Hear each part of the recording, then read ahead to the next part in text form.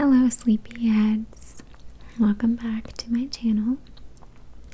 If you are new here, my name is Remy and I make ASMR videos. To start this video out, I'm sucking on a piece of candy. So I'm sorry if that's not your thing, I just needed something for my throat because I filmed 2 videos already, and I don't know if you're another ASMR artist watching, you can probably speak to this, but as you're filming you just get grosser and grosser. Your lips get chapped, they dry out, your eyes get red, you get shiny, you feel like you really have to hold yourself together, and my throat gets really croaky. It's hard to say croaky with a piece of candy in my mouth. Interesting. So if you don't like mouth sounds, I apologize, this may not be the video for you. So for this video, I'm going to show you gifts that I've gotten from my students over the course of the last year because I'm behind filming, as always. So this is anything I've gotten from a student for my birthday, for Christmas, for the end of the school year. Sometimes I'll get gifts for the end of the school year, and especially this year because one of my students graduated from high school. Very exciting. So yeah, before we begin, just a reminder that now through the end of August, through the end of the fundraising campaign, if you donate to my film's fundraising campaign on Seed & Spark, you get 5 seconds of whatever you want, custom content. It'll be in a public video for everyone here to see, but you'll get to decide what I do for 5 seconds per dollar donated. And I'm also doing a trigger words video for everyone who follows my campaign on Seed & Spark. You get to pick a trigger word for the trigger word video. It is totally free to follow on Seed & Spark. Seed and Spark. And if you want more information about how to qualify for that YouTube exclusive incentive, not qualify, if you donate or you follow, you automatically get those, but how to go about making your selections and arranging this with me, it's super easy, and all the particulars are, it's probably exactly what you would imagine, but any questions you may have, I attempted to anticipate some of them and answer them in this video that I'll link below. It says it's a gossiping video, and it is, but I speak at length, like 10-15 minutes or so at the beginning about this thing that I'm offering as a thank you for those of you who support my film on Seed & Spark. Just a little something to say thank you and to further incentivize contributing, pledging, and following if you are able and interested. So thank you so much. So let's get started before I completely dry out. And I'm going to move pretty quickly through these. So first, for my birthday, I think it was my birthday, one of the parents got me this book. It's called The Creative Act, A Way of Being, and it's by Rick Rubin. That name sounds familiar. And it looks like it may be advice for aspiring musicians because it looks like a record on the front, a vinyl record, but it's very abstract, so it could be something else, and I'm sure that a lot of the creative advice specific to making music, it's not just specific to making music. I'm sure it all is very applicable to any creative process. So I thought that was a very thoughtful gift, as I'm super interested in filmmaking and screenwriting, and I do a little acting as well.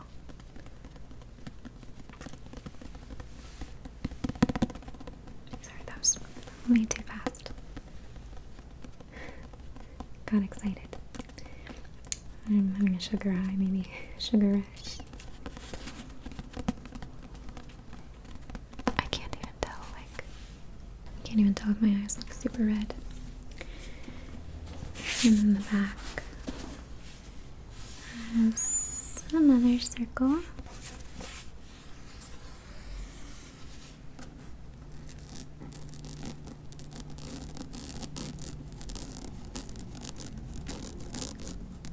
Hear a lot of sounds outside.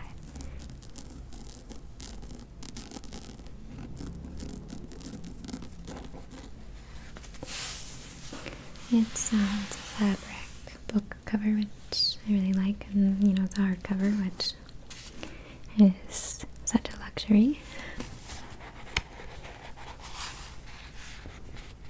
Nature as teacher.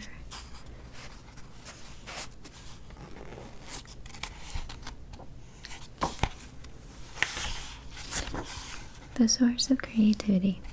We begin with everything seen, everything done, everything thought, everything felt, everything imagined, everything forgotten, and everything that rests unspoken and unthought within us.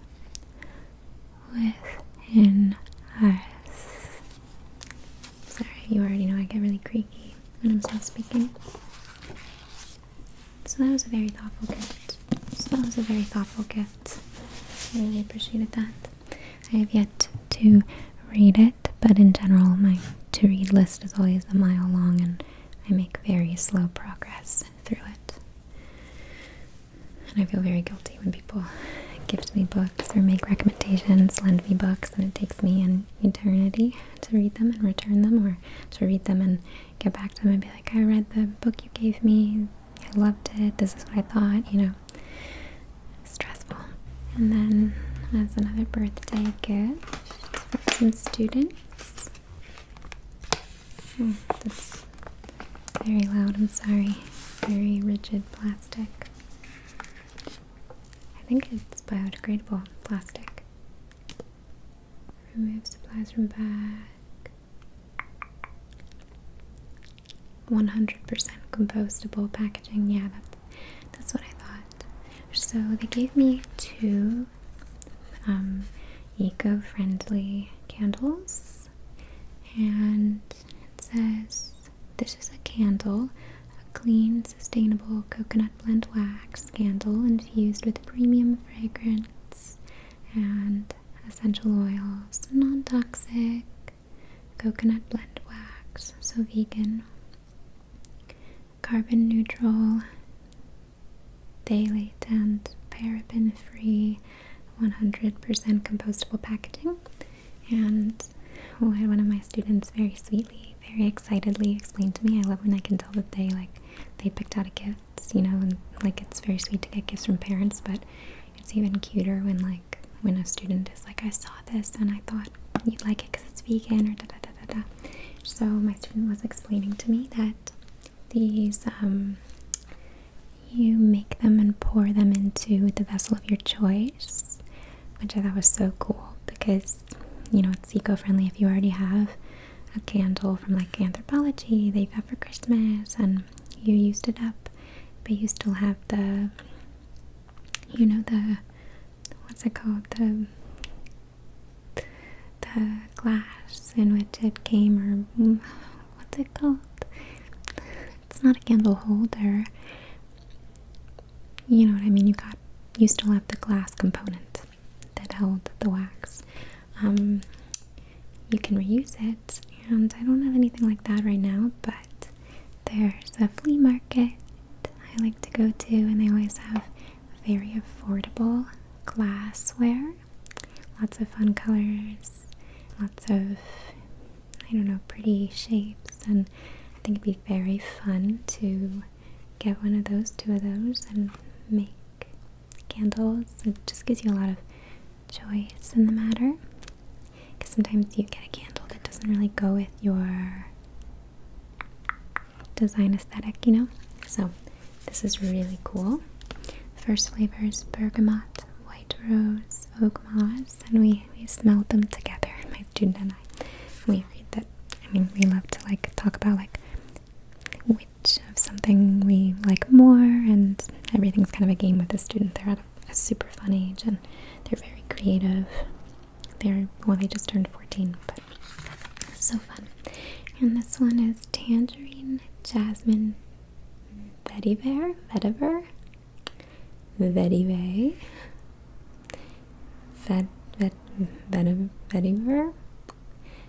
tangerine, jasmine, vetiver.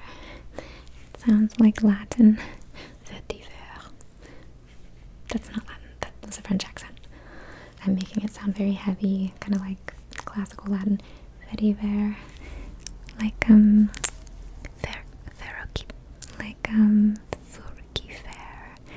furcifer or ferroquiter or something like that. But yeah, I don't know how to pronounce that word. I don't know what that is. Is it a flower? I feel like you all compliment my vocabulary a lot, so I just want to be honest when I encounter a word and I'm like, I've never seen that before in my life. Let me know in the comments. Vetiver, so many possibilities. Yeah. Oh, and the brand is Siblings. They were nice enough to make sure to include an instructional pamphlet, and I think it's also like a catalog, like in case you are interested in other scents. No, it's very instructional. It says, if you can make a cup of coffee, you can make a siblings candle. And it has step-by-step instructions with visual, with, photos of each step.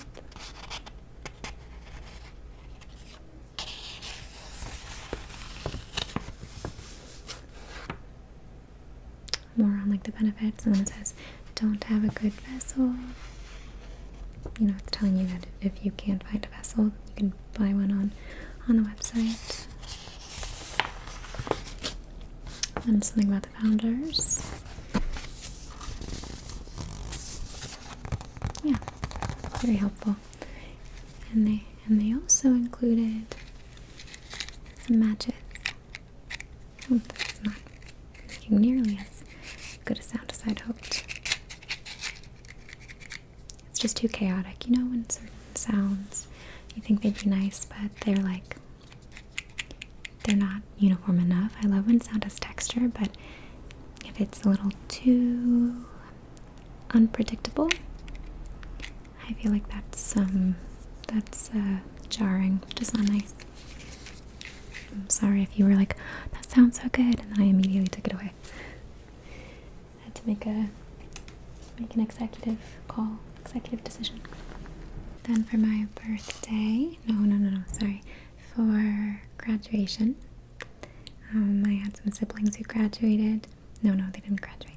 I had one of them graduated from middle school in a way. They're homeschooled, but it was a big year for both of them.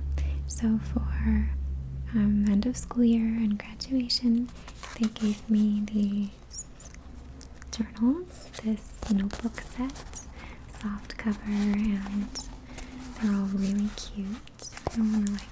You can see this one from behind. I don't want to pull them apart yet because I just selfishly love the way they're packaged, and I'm not emotionally ready. I can't blame it all on me taking a long time to make these show and tells. I do also separately have a hard time with opening gifts, unboxing things, actually using them, enjoying them. I treat anything that is sentimental to me, and gifts are always inherently sentimental because it always means a lot to me to get a gift.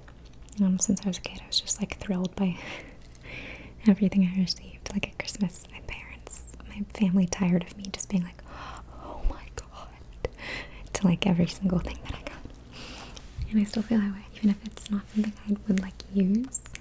I still covet the gift because of, I don't know, the gesture and the way it made me feel to be thought of in that way.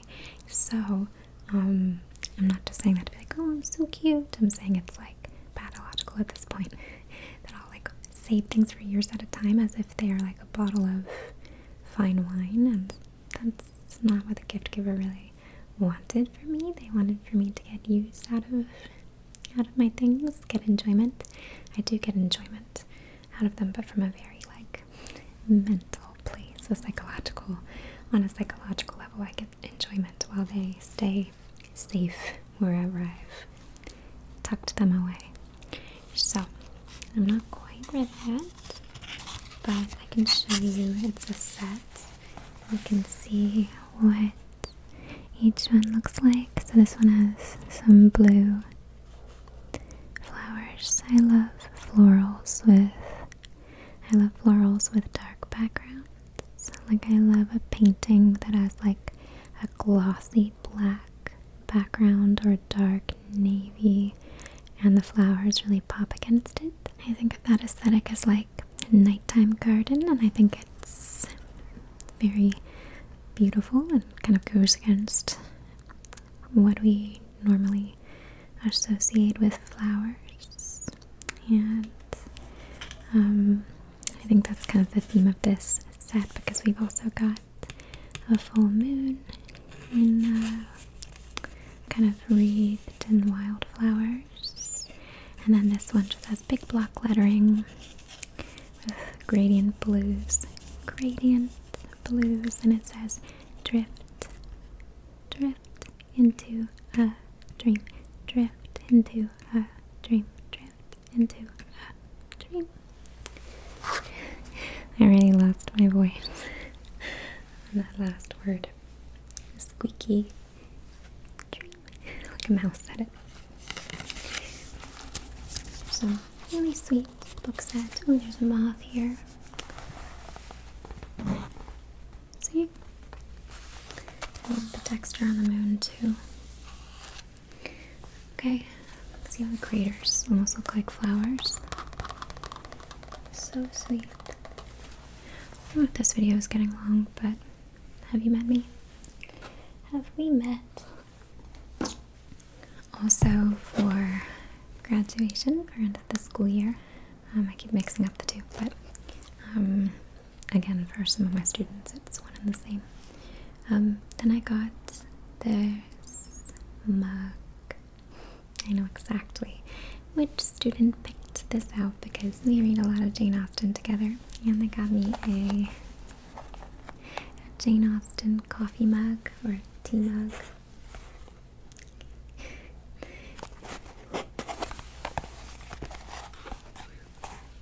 There's Jane.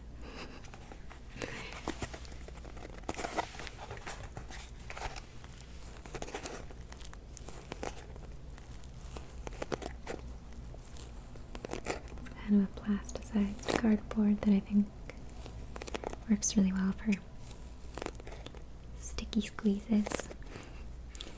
I love the sound of like the pads of people's fingertips, sometimes more so than I like the sound of their nails tapping.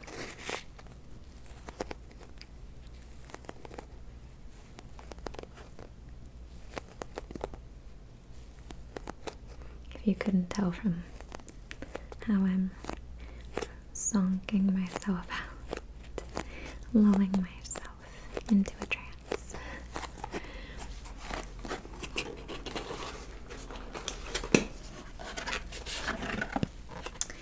The mug is in bubble wrap, so that could stand to be pretty messy. Oh gosh, overexposed all the time in this.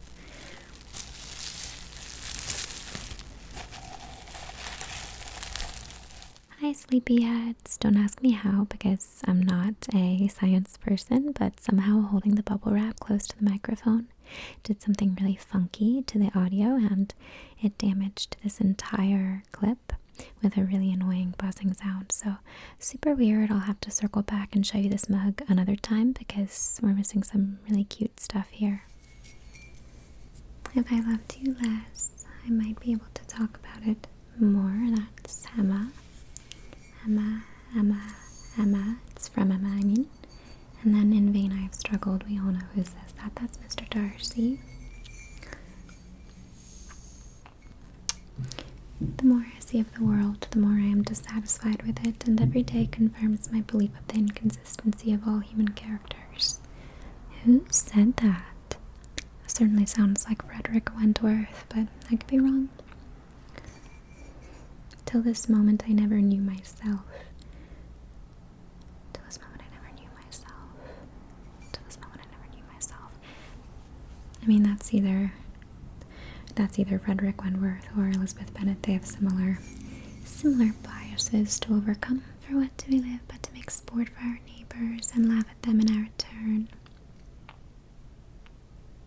That sounds like Mr. Bennet. I feel like this is a lot of Pride and Prejudice. I don't know, I could be getting a lot of these wrong. Till this moment I never knew myself. I think this is a lot of Pride and Prejudice. Oh well. And then we have Jane. Jane, Jane, Jane, Jane, Jane, Jane. Sweet Jane. What a good gift. And there are little illustrations, or little, I don't know what you would call that. You call that illustrations on a mug. There are little illustrations, like a little fan. So sweet. Although I've yet to encounter a character in Jane Austen who used a fan. I mean, I guess I need to reread Emma. That sounds like a kind of Emma thing to do. Okay, I very foolishly only left myself 10% of my battery to finish this. So I'll just show you. This was a gift from some students after they went to the UK. It was very sweet of them to get me something while they were over there. And it's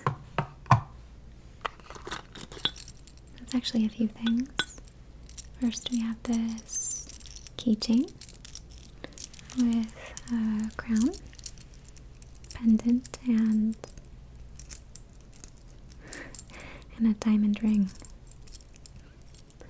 That's really cute. I don't know what it means, but don't mind if I do. And it says historic royal palaces, plural.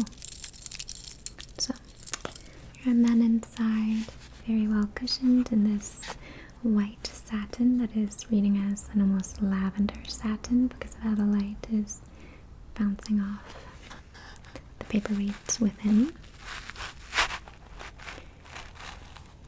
Yeah.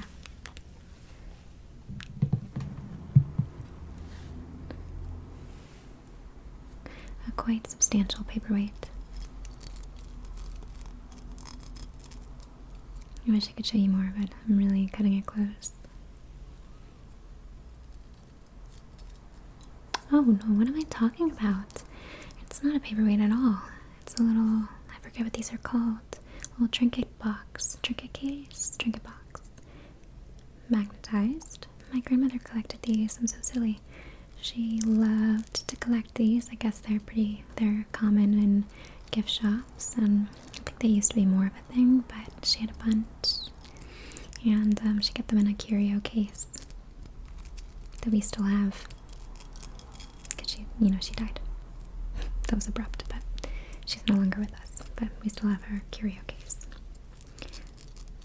And I think we still have a bunch of her trinket boxes. So that's lovely. I'm sorry I'm so rushed. So that's everything, but I did just want to show you for my birthday. My students know me really well, and they gave me this. They gave me my gifts in this fantastically sparkly bag. You can't quite tell, but the iridescence is pale green, which is my favorite. I love a kind of pale green gold iridescence.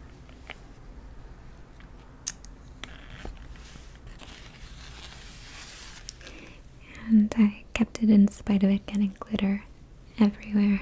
There's glitter all over the floor of my closet where I've been keeping these gifts tucked away until I can make the video.